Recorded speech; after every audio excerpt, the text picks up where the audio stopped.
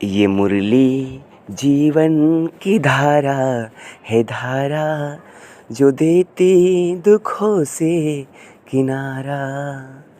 ये मुरली अमृत की धारा है, धारा जो देती दुखों से किनारा। भूले जीवन में हो जाए, शिव बाबा मुरली में समझाए। तुम्हें देवता बनना है प्यारा, तुम्हें देवता बनना है प्यारा। देखो गलती न करना दोबारा। हो मुरली जीवन अमृत की धारा है, धारा जो देती दुखों से किनारा। देखिए कितनी सुंदर हम लोग मुरली का महत्व सुनते थे कि मधुबन में मुरलिया बाजे रे और राधा नाचे रे। तो आप सभी को बहुत बताते हुए अपार हर्ष का अनुभव हो रहा है कि स्वयं मुरलीधर परमात्मा अब यहाँ है। मुरलीधर कौन है? तो मुरलीधर परमात्मा शिव हैं, जो जिनकी ज्ञान से, जिनकी मुरली सुनकर नर से श्री नारायण और नारी से श्री लक्ष्मी जैसा बन जाते हैं। यानी कहने का मतलब कि कृष्ण और राधे जैसा बन जाते हैं। अब आज तक आपको वंडर लग रहा होगा कि नर से श्री नारायण, और जैसे आप देखेंगे कभी भी नारायण का बचपन का चित्र नहीं मिलता है और कृष्ण राधे का वृद्ध अवस्था का चित्र नहीं मिलता है। तो इसका मतलब, हमारे कहने का मतलब क्या था कि नर से श्री नारायण के ही नर से नारायण जो कहा जाता है, ये वो राधे कृष्णा का ही स्वयंवर के बाद का रूप है। तो यानी मुरली से हम राधा कृष्णा जैसा बन सकते हैं, जो परमात्मा शिव इस समय इस धरा पर अवतरित होकर ब्रह्मा कुमारी बहनों के माध्यम से सुना रहे हैं। ये मुरली में सचमुच में जादू है। तो क्या आप इसका अनुभव सुनना चाहेंगे? थोड़ा सा अनुभव आपको बताते हैं। शिव बाबा जो मुरली है, जो ब्रह्मा कुमारी में सिखाई जाती है, तो मैं सोचा करता था कि वो कितने भाग्यशाली होंगे वो गोपियाँ जो श्री कृष्ण जी के साथ रहते होंगे और उनकी मुरली सुनते होंगे, उनके साथ अपना जीवन बिताते होंगे। तो मेरी भी इच्छा होती, काश हम भी उस गोपियों में होते और हम भी कृष्ण जी के साथ गाय चराते, उनके साथ रहते और उनकी प्यारी मुरली सुनते। दिल में बहुत उमंग था मेरे प्यारे भाई बहनों, लेकिन अब ये इच्छा थी मन में बचपन से ही। तो हमारे यहाँ एक भाई साहब थे जो बहुत अच्छे एक हलवाई थे। उन्होंने कहा कि ऐसा है कि आपको यहाँ मुरली सुनाई जाती है, परमात्मा की मुरली चलती है। वो जा रहे थे सुबह सुबह एक ओम शांति का बैज लगाए हुए। तो मैंने कहा कि भाई साहब कहाँ जा रहे हैं? तो उन्होंने कहा कि मैं मुरली सुनने जा रहा हूँ। तो हम कहीं मुरली सुनने? तो मुझे बहुत खुशी हुई। मैंने सोचा कि अरे ये मुरली सुनने जा रहे हैं और इसी मुरली सुनने के लिए मैं बचपन से तरस रहा था। तो मुरली सुनने, फिर सोचा कि मुरली कोई सुनाता होगा या मुरली बजती होगी, क्या होता होगा। ऐसे मन में था कि ऐसा मन में था कि मुरली कहीं बजती होगी और वो मुरली मैं भी सुनने चलूँगा। मुरली शब्द से ही बहुत प्यार था हमें। कहीं मुरली बजती थी, कोई मुरली बजाने वाला आ जाता था तो मैं उसके पीछे पीछे गाँव के अंतिम छोर तक पहुँच जाता था। नहीं होता था ना, पहले बाँसुरी बजाने वाले आते थे गाँव में और बाँसुरी बजा कर भिक्षा मांगते थे ऐसे करके। तो बाँसुरी बजाते जाते थे और उनके मैं पीछे पीछे चला जाता था, एकदम पीछे गांव के जो अंतिम छोर है वहाँ तक जाता था और उसको छोड़ने का मन नहीं करता था, मन करता था उनके साथ ही जाए। तो अब मैंने सोचा कि ठीक है, मन में आता था कि मैं उसमें हाई स्कूल में पढ़ रहा था। तो मैं सोच रहा था कि कैसे मुरली मिलेगी। और इसे हम अभी कुछ समय पहले एग्ज़ाम, पढ़ाई से मैं बड़ी प्रीत थी। मैं बहुत मतलब पढ़ाई में इतना मन था कि मैं कभी समय गंवाना नहीं चाहता था। मैं सोचता था कि जो फालतू समय गंवाएंगे उससे अच्छा है कि हम अपना पढ़ाई करेंगे और पढ़ाई में अच्छे से अच्छे नंबर लाएंगे। और लड़के तो फालतू बातों में समय लगाते होंगे, मैं अपने पढ़ाई में समय मन लगाकर अच्छे से अच्छे मार्क्स लाऊंगा और अच्छी पढ़ाई कर सकूंगा। मेरे बुद्धि में बचपन से ही ये सब बातें थी कि हम व्यर्थ में समय नहीं गंवाना है, फालतू गपशप में, इधर उधर की बातों में जो लोग टाइम वेस्ट करते हैं, अगर हम उसको बचा लेंगे तो हमारा समय बचेगा और समय बचेगा तो सारा पढ़ाई में मन लगाएंगे। तो ऐसी भावनाएं बचपन से थी। तो फिर पढ़ाई से बहुत प्रीत थी हमें। तो वो मुरली की बात फिर से आते हैं, तो मुरली के लिए मन में तो आ रहा था, फिर मैं शांत हो गया। फिर ऑटोमेटिक एक पत्रिका ज्ञानामृत आती है ब्रह्मा कुमारी से, तो मैंने उसको पढ़ा। और इसके बाद से मैं हमारे यहाँ एक प्रदर्शनी लगी थी, तो उस ब्रह्मा कुमारी के द्वारा प्रदर्शनी लगती है, जो जिसमें हम संक्षिप्त रूप में जो राजयोग मेडिटेशन होता है, तो संक्षिप्त रूप में उसको बताते हैं 1 घंटे के अंदर, आधे घंटे के अंदर वो प्रदर्शनी पे, कि मैं कौन हूँ, परमात्मा कौन है, मैं कहाँ से आया हूँ, और मनुष्य मरने के बाद क्या बनता है। ये सारी चीज़ें, छोटी छोटी जानकारियाँ बहुत अच्छी लगी हमें, कि सब लोग कहते हैं सबका मालिक एक है, वो कौन है। वो सारी चीज़ें हमारे ही गाँव में शहीद अमित त्रिपाठी, भेलिया चंद्रौटा, कुशीनगर, तो हमारे यहाँ प्रदर्शनी लगी थी। तो उसमें एक भाई जी ने, जो पेशे से इंजीनियर थे, वो समझा रहे, तो मैंने सोचा कि और लोग भी समझा रहे, तो मैंने सोचा कि और लोग भी समझा रहे हैं, पता नहीं ये ठीक से बता पाएंगे नहीं बताएंगे, ये इंजीनियर हैं, अच्छे से बताएंगे। तो मुझे अच्छा लगा और मैं उनके पीछे पीछे सुनता रहा। तो पहले मैं बताए कि आप शरीर नहीं, एक आत्मा है, इस शरीर को चलाने वाली शक्ति आत्मा है, और परमात्मा के बारे में बताए, और भी अच्छा लगने लगा हमें। और ये बताए कि आप यहाँ, आपका असली घर है परम धाम, यानी इस चांद तारों से पार एक लोक है जहाँ पे आप, जहाँ से आप आए हैं। तो मुझे और अच्छा लगने लगा कि परम धाम क्या है। तो मुझे दिल में बहुत अच्छा लगता है सब बातें सुनने में, तो अच्छा लगने लगा। और उसके बाद से और आगे बताए कि परमात्मा कौन है, तो मैं उन्हें बताया कि परमात्मा जो है शिव जी हैं। और फिर बताया कि शिव शंकर में अंतर है। तो ये बहुत अच्छी चीज़ें थोड़ी थोड़ी बताई गई कि शिव शंकर में भी अंतर है। तो मुझे तो लगा कि अरे तो हमारे दर्शन के विरुद्ध बातें कर रहे हैं कि शिव शंकर में अंतर है।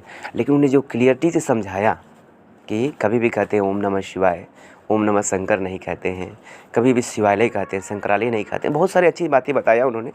और मेरे जच गई कि शिव शंकर में अंतर है।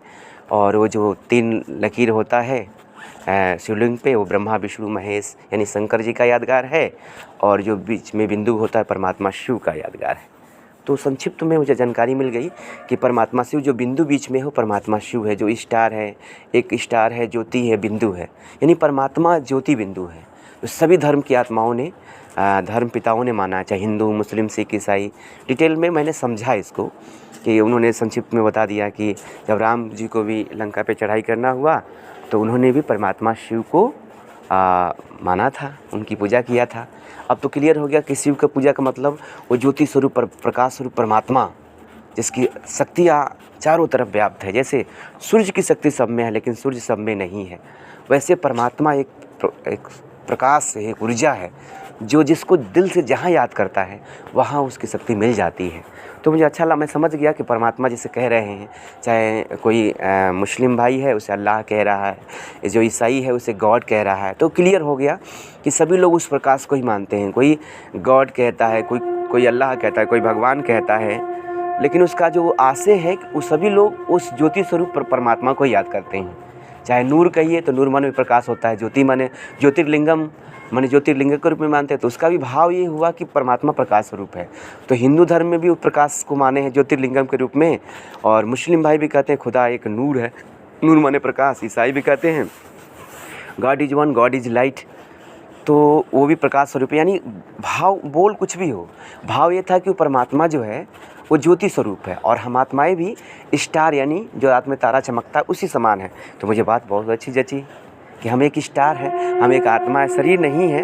हम तो पहले 5 तत्वों के शरीर को समझते थे कि मैं फला हूँ, मेरा नाम ये है, लेकिन वो अब बाद में समझ में आया कि शरीर तो मेरा एक गाड़ी की तरह है, और इसको चलाने वाली शक्ति जो है, आत्मा जो है, अजर अमर अविनाशी है। और अच्छा लगने लगा। तो अब आत्मा के बारे में जानने के लिए, परमात्मा के बारे में जानने के लिए रुचि बढ़ने लगी। फिर हमारा अब उन्हें बताया कि घर कहाँ है, तो मैंने कहा हमारा घर तो यहाँ फला जगह है, शहीद अमित त्रिपाठी, भेलिया चंद्रौटा, जिला कुशीनगर, उत्तर प्रदेश। उन्होंने कहा नहीं, बिल्कुल गलत। तो हमने कहा कि ये तो आपके शरीर का घर है। हमने कहा जी। तो उन्होंने कहा कि आपके आत्मा का घर जो है वो परम धाम है। हमने परम धाम कहाँ है? तो उन्होंने कहा कि चांद तारों से पार एक लोक है, जहाँ एक ज्योति स्वरूप परमात्मा रहते हैं, जहाँ हम सभी आत्माएं रहते हैं। तो मुझे बहुत खुशी हुई, अरे ये तो संक्षिप्त में हमारा घर पता चल गया कि हम आत्माओं का घर जो है परम धाम ऊपर है, यानी इस चांद तारों से पार एक लोक है, उससे भी पार एक लोक है जहाँ पे हम सभी आत्माओं का निवास है। तो मुझे समझ में आया और उन्हें क्लियर कर दिया कि जब कोई दुख होता है, अशांति होता है, तो यही कहते हैं ऊपर वाला जानता है, नीचे वाला नहीं जानता है। तो संक्षिप्त में हमें परमात्मा की पहचान भी मिल गई कि वो ज्योति स्वरूप है। चाहे लेकिन अब क्या है, अब उन्होंने क्लियर किया कि कृष्ण जी, राम जी, जितने लोग देहधारी इंसान हैं वो देव आत्माएँ हैं। तो मुझे ये भी क्लियर हो गया। और क्योंकि हमारे मन में बचपन से ही एक मन में विचार चलता था कि सब लोग कहते हैं सबका मालिक एक है, तो वो कौन है?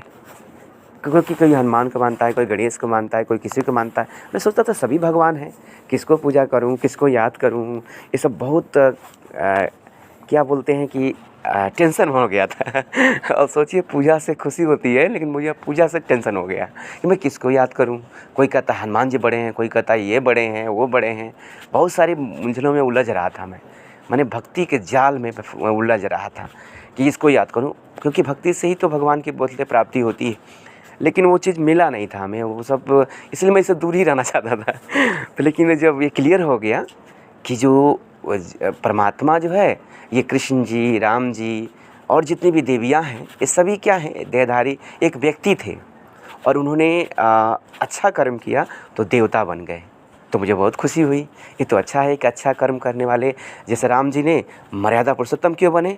एक दिखाया है कि दशरथ जी के लड़के थे और उन्होंने गुरुकुल में जाकर शिक्षा प्राप्त किया, एक आदर्श प्रस्तुत किया कि एक आदर्श भाई क्या होता है, उसको एक आदर्श पुत्र क्या होता है, और सीता जी ने ये व्यक्त किया कि आदर्श पत्नी क्या होती है। तो सारा भाव उसमें क्लियर हुआ, तो मुझे बहुत अच्छा लगा। और फिर कहा कृष्ण जी वो भी एक इंसान ही थे, लेकिन उन्होंने अच्छा कर्म किया। संदीप मुनि के आश्रम में जाकर उन्होंने भी शिक्षा प्राप्त किया। तो मुझे भी अच्छा लगा कि कहीं भगवान को भला शिक्षा की क्या ज़रूरत होती है, वो तो ज्ञान का सागर है। तो मैंने कहा तो बहुत अच्छी है। तो फिर मन में आ रहा था कि वो तो चीर हरण किए थे, वो क्या बोलते हैं, वो गोपियों के चीर चुराए थे। तो ये अच्छी बात थोड़ी है। मैंने कह दिया कि कृष्ण जी भगवान थे तो चीर क्यों चुराया? उन्होंने समझाया कि चीर चुराना माने इसका दूसरा अर्थ है, लोगों ने अलग अलग कह दिया कि उन्हें ज्ञान की मुरली बजाकर मतलब गो माने होता है इंद्रिय, पी माने होता है पीना या वश में करना, इंद्रियों को वश में कराया। वो माने ज्ञान परमात्मा इस धरती पे आकर ईश्वरीय ज्ञान सुनाकर, और जो है उन्होंने इंसान, जो भी इंसान है, उनके देह भावन को भुला दिया और वो परमात्मा की मस्ती में मस्त हो गए, इसीलिए मुरली सुनकर मगन हो गए। तो मुझे और खुशी बढ़ी। मैंने कहा भाई जी वो मुरली कहाँ कैसे होगी, कौन सुनाता होगा? तो भगवान तो शिव बाबा तो कहाँ दिखाई तो है, देते नहीं। तो कह रहे दिखाई नहीं देते हैं, लेकिन प्रजापिता ब्रह्मा के तन में अवतरित होकर जो ज्ञान सुनाए वही ज्ञान मुरली है। तो मैंने कहा प्रजापिता ब्रह्मा, तो एक फ़ोटो दिखाया, उसमें एक वृद्ध का फ़ोटो था। तो कहा यही बाबा है, यही ब्रह्मा बाबा है। हम लोग इनका ब्रह्मा बाबा का तो 4 मुड़ी दिखा, ब्रह्मा जी का 4 मुड़ी दिखाते हैं, चारों तरफ बोलता रहता है टीवी में, ये कौन है एक मुड़ी वाला, ऐसे ऐसे बता रहे थे। थोड़ा संक्षिप्त में अपना अनुभव कर रहे हैं क्योंकि बड़ा हो जाएगा वीडियो। तो मैंने कहा तो 4 मुड़ी होते हैं ब्रह्मा के, और कई एक हाथ में वेद होता है, एक हाथ में कमंडल होता है, अलग अलग होता है। तो ये कोई इंसान है, आप लोग बाबा इसको बना दिए हैं। मैंने से कहा तर्क किया, जो कि मेरे बुद्धि वैसे था, क्योंकि भक्ति में इतना उलझन था, मैं टेंशन में आ गया था। तो मैंने कहा ऐसे, तो उन्होंने कहा कि अच्छा मैं आपको बताता हूँ। ये उन्होंने बताया कि ये इनका नाम था दादा लेखराज है, और ये हीरो जवाहरात के प्रसिद्ध व्यापारी थे। इन्होंने भी परमात्मा की खोज में 12 गुरु किया था। तो मुझे अच्छा लगने लगा कि ये भी एक इंसान थे, ये भगवान नहीं है। नहीं तो आजकल कितने भगवान मानते हैं कि फलाना भगवान, हाई भगवान आ गए था, श्री श्री 1008 भगवान। ये बिल्कुल गलत है मेरे प्यारे भाई बहनों। किसी भी देहधारी इंसान को भगवान कहना बिल्कुल सरासर गलत है, क्योंकि भगवान है ज्योति बिंदु स्वरूप। बहुत अच्छी बात। और इस कसौटी पे कस के देखिए कौन भगवान है, क्योंकि भगवान वो है जिन ना तो उसका जन्म होता है ना उसका मरण होता है, क्योंकि जिसका जन्म है वो मरण ज़रूर होगा, और परमात्मा तो जन्म मरण से न्यारे है। तो मुझे और खुशी हुई ये पहचान जो मिला मुझे। फिर उन्होंने बताया कि परमात्मा वही हो सकता है जो सबके माता पिता हों लेकिन उसके माता पिता ना हो। तो मुझे और खुशी हुई, जो सर्वोपरि है, जो सबसे ऊँचा है। अब बताइए जितने अपने को भगवान समझ रहे हैं, तो वो तो किसी माँ के गर्भ से जन्म लिए, विकारों से जन्म लिए, और जो जन्म लेता है वो मरता है। तो जन्म मरण मरा भगवान कैसे हो गया? इस कसौटी पर कस लीजिए कि परमात्मा जन्म मरण से न्यारे हैं। अब जो भी है उस पर चेक करिए। फिर परमात्मा सर्वोपरि है, सब उसके ऊपर कोई ना हो। अब जितने भी देहधारी भगवान अपने को कह रहे हैं कि मतलब फला भगवान है, श्री श्री 1008 भगवान, जो श्री श्री का टाइटल हो केवल शिव बाबा है के लिए है। मैं किसी को बुरा लगे तो मैं क्षमा चाहूँगा, लेकिन जितने भी मंडलेश्वर, जितने भी अपने को श्री श्री का टाइटल लगाते हैं, वो इस श्री श्री की टाइटल का अधिकारी केवल एक परमपिता परमात्मा शिव बाबा हैं, जो रूप में ज्योति बिंदु, गुणों में सिंधु है। मेरी बात को अन्यथा ना लेंगे, मैं क्षमा चाहता हूँ ये कहते हुए कि जो भी श्री श्री का टाइटल लिए हैं, श्री माना होता है श्रेष्ठ, श्री कहने के अधिकारी वही है जो सर्वश्रेष्ठ है, और सर्वश्रेष्ठ तो एक परमात्मा है, और श्री लक्ष्मी और श्री नारायण है। तो इसलिए कहते हैं कि नर ऐसा कर्तव्य करे कि श्री नारायण बन जाए, और नारी ऐसा कर्तव्य करे कि श्री लक्ष्मी बन जाए। तो मैं बात पुनः वहीं पे आ जाता हूँ। तो उन्होंने कहा कि परमात्मा मुरली सुनाते हैं, तो और ब्रह्मा ये जो ये 11 राज थे, 12 गुरु किए थे, और इनके तर में ये 12 गुरु किए थे, लेकिन संतुष्टि इनको नहीं मिली, और इन्होंने 12 भगवान के लिए बहुत भटके। और इसके बाद से इन्होंने क्या किया कि जो है एक बार अचानक प्रवचन से उठ गए और ये एकांत कमरे में चले गए अपने का, लेकिन कभी प्रवचन से उठते नहीं थे। तो अचानक उनके जो उनकी पत्नी भी थी और उनको पतोह भी थी, तो कहीं कि आज तक ये कभी उठते नहीं थे प्रवचन से, गुरु के प्रति बहुत भावना थी, क्यों उठ गए? तो उठ के जाके देखा तो वो अपने आध्यात्मिक चिंतन मनन में मगन रहते थे, और इस कमरे में बैठे हुए थे, और अचानक जाके झांकती है, देखती है तो उसमें लाल प्रकाश दिखाई देता, पूरा कमरा प्रकाश से पूरा भरा हुआ था, और उसमें उनका ब्रह्मा बाबा का शरीर दिखाई नहीं दे रहा था, और उनके मुख से आवाज़ आ रही थी, सत्य स्वरूपम शिवहम शिवहम, आनंद स्वरूपम शिवहम शिवहम, ज्ञान स्वरूपम शिवहम शिवहम, सुख स्वरूपम शिवहम शिवहम, मैं शिव हूँ, मैं इस धरा पे आ चुका हूँ। तो मुझे उनको वो देखकर अच्छा लगा। तो बाद में कहा कौन थे? तो कहा था वो ज्योति, वो बोले वो ज्योति थी, वो प्रकाश थी, वही परमात्मा शिव का अवतरण उनके तन में हुआ, और उन्होंने प्रजापिता ब्रह्मा कुमारी श्री विश्वविद्यालय की स्थापना किया, और स्थापना करा के जो है मुरली, ज्ञान मुरली ब्रह्मा बाबा के तन के माध्यम से चलाते रहे। उसके बाद से जब 1969 में इनका पार्थिव शरीर, माने जो व्यक्त शरीर जो है था वो ख़त्म मतलब हो गया, व्यक्त हो गए, माने 5 तत्वों में विलीन हो गया, लेकिन उनकी आत्मा तो अजर अविनाशी है, फिर भी आती रही उनकी आत्मा। और तो ब्रह्मा बाबा के तन में शिव बाबा, और वो एक दादी गुलजार जिनके तन में परमात्मा आकर हम सभी को, बच्चों को मुरली सुनाते रहे, बहलाते रहे। तो मुझे बहुत इंटरेस्ट आया, मुरली का इतिहास मैंने समझ लिया, तो मैं कहा कि मैं तो ज़रूर मुरली सुनने जाऊंगा। उसके लिए मैं फाजिल नगर सेवा केंद्र पे गया, और वहाँ पे ब्रह्मा कुमारी भारती दीदी जी, जिनके सानिध्य में पूरे कुशीनगर जनपद में अनेक शाखाएँ खुली हैं। और ये सबसे बड़ी खुशी की बात है कि परम आदरणीय ब्रह्मा कुमारी भारती दीदी जी के द्वारा कुशीनगर जनपद के सभी विद्यालयों और महाविद्यालयों में विद्यार्थियों के लिए उन्होंने हमें सिखाया, बताया कि कैसे विद्यार्थियों को संदेश देना है, उन्हें समझाना है कि एक आदर्श विद्यार्थी कैसे बने, एक चरित्रवान विद्यार्थी कैसे बने।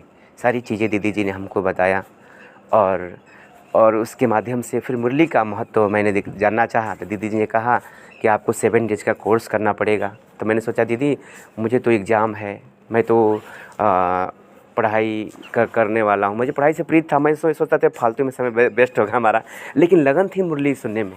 तो किसी तरह से मैं मुरली कोर्स 7 डेज़ का कोर्स किया। मैंने सोचा कोर्स कह रही है, इसका मतलब लग रहा है कोई फ़ीस या चार्ज लगेगा, तो मैं डर रहा था, लेकिन बाद में कही कि आप कोर्स कर लीजिए। हमने कहा दीदी कितना शुल्क लगेगा इसके लिए? तो क्योंकि बहुत सारे आज ऐसा निकल गए हैं कि योग सिखाते हैं और उसके पीछे पैसा मांगते हैं, उनकी भावनाएं होती हैं, तो ये सब चीज़ थी। तो फिर उन्होंने कहा कोई पैसा नहीं लगेगा। एक साहित्य था, उन्हें साहित्य दिया मुझे, और साहित्य से मुझे बहुत प्यार था। मैं जिसके पास अच्छे साहित्य होते थे उसके मित्र बन जाता था, और उसकी सारी किताब पढ़ जाता था। ऐसे करते हज़ारों की किताबें मैंने लेकर पढ़ा। मैं खरीदता नहीं था, किसी का जो देखता था जिसके पास अच्छी किताबें हैं उसका मित्र बन जाता था। मुझे अच्छे ज्ञान की तलाश थी, सर्वश्रेष्ठ ज्ञान की तलाश थी, और वो तलाश पूरी हुई प्रजापिता ब्रह्मा कुमारी श्री विश्वविद्यालय में आकर, क्योंकि मुझे बहुत रुचि थी अच्छे ज्ञान जानने की, अच्छे अनुभव को जानने की। तो मैंने यहाँ पे आया, और मुरली जो सर्वश्रेष्ठ ज्ञान है, सर्वश्रेष्ठ अनुभव है, जो परमात्मा के द्वारा है। तो ब्रह्मा कुमारी बहनों के माध्यम से ब्रह्मा कुमारी शाखा में प्रतिदिन दीदी ने कहा कि यहाँ पे मुरली सुनाई जाती है। आप 7 डेज़ का कोर्स मुझे कराया गया, मेडिटेशन मैंने सीखा। तो दीदी ने कहा कि आप डेली अगर सुबह आ सकते तो सुबह आइए, या नहीं तो मुरली लेकर जाइए। तो पहले तो मैंने सोचा कि मुरली वो कोई बजाता होगा, लेकिन तो मुरली 4 पन्ने की थी, 4 पृष्ठ की थी, 2 पन्ने की मुरली और 4 पृष्ठ उसमें थे। तो मुझे अजीब लगा कि अरे तो मुरली क्या है, तो वो कोई लिख दिया होगा और उसी का। तो मैं समझाया दीदी कि यही परमात्मा की मुरली है। परमपिता परमात्मा शिव बाबा इस धरती पे आकर ब्रह्मा तन के माध्यम से जो कुछ उच्चारण किया वही मुरली को बोलते हैं, क्योंकि इसी मुरली से हम श्री कृष्ण और राधे जैसा बन सकते हैं। तो मुझे बहुत अच्छा लगा, क्योंकि कृष्ण जी से बहुत प्यार था हमें, और कृष्ण जी की चित्र मुझे बहुत खींचता था, बहुत अट्रैक्ट करता था। तो मैंने सोचा रही इस ज्ञान से ऐसा बन सकते हैं, कृष्ण राधे जैसा बन सकते हैं। तो मुझे विश्वास तो नहीं हो रहा था। दीदी ने कहा था कि मैंने दीदी कैसे बन सकते हैं, तो दीदी ने कहा कि जहाँ डाल डाल पे सोने की चिड़िया करती है बसेरा, वह भारत देश है मेरा, वह भारत देश है मेरा।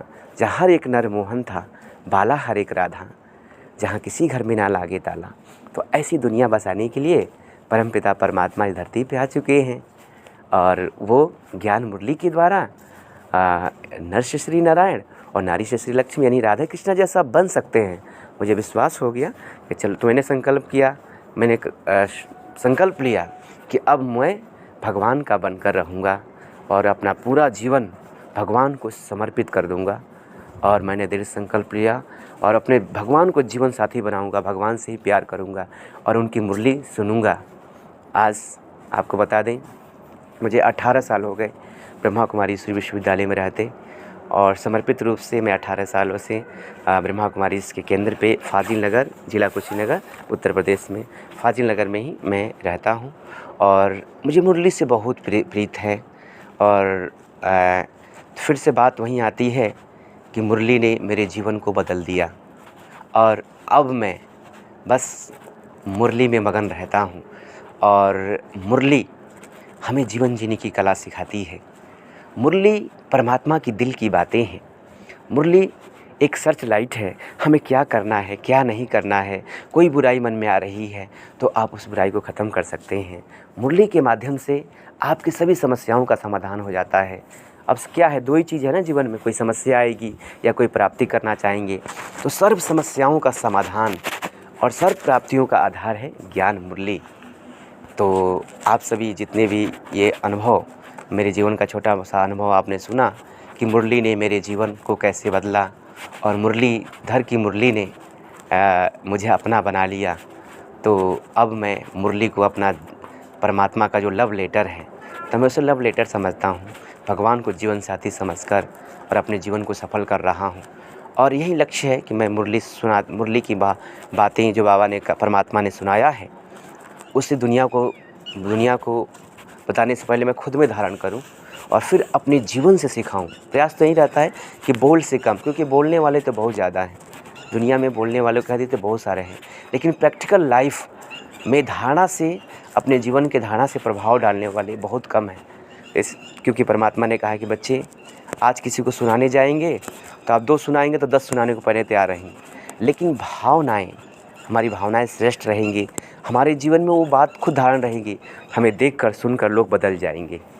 तो आजकल क्या है, कई लोग सेवा करना चाहते हैं, सेवाओं में भी उनको रहता है कि हम कैसे अच्छे से समझाएं दूसरों को, कैसे क्या करें।